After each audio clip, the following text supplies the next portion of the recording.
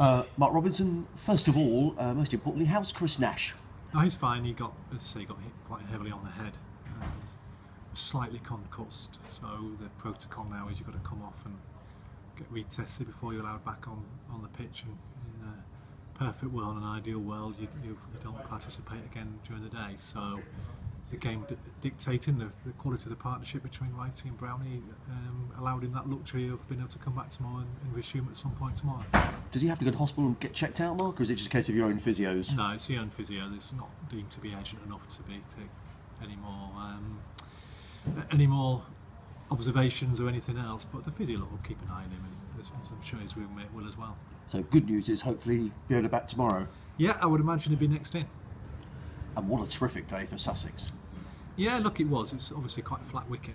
It's quite a turgid wicket, so rewards people who can play straight and be patient. But I think the biggest challenge obviously was the new ball, as it is on most wickets, but it did nibble away and the ball quite skillfully.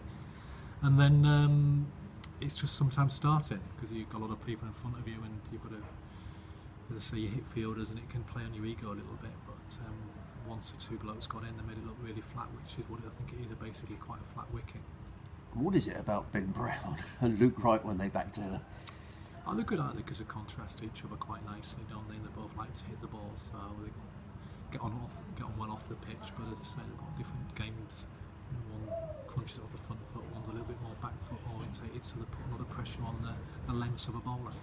When they came into bat, I said I wondered whether they were going to up the ante a bit, and they did. And their running between the wickets is so good as well, particularly Ben, who just he's all action.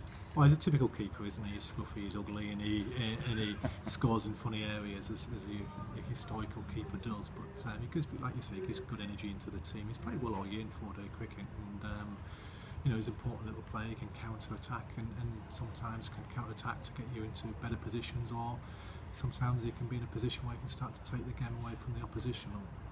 You know, we can't get too carried away. We know it's a flat wicket, but we know after 2 days, despite the frustrations of the weather, we'd like to have played more.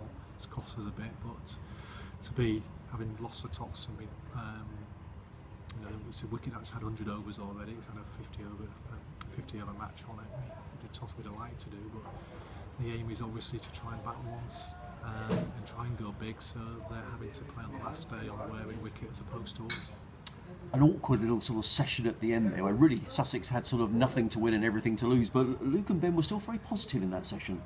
Well, it's all you talk about, isn't it? You're trying to hit the ball. That's the nature of the game and what you're about. Sometimes the opposition don't allow you to do it. So it was a shame again we had to come off with a bad light, because I didn't think either the batsman felt in danger, which is the rule now.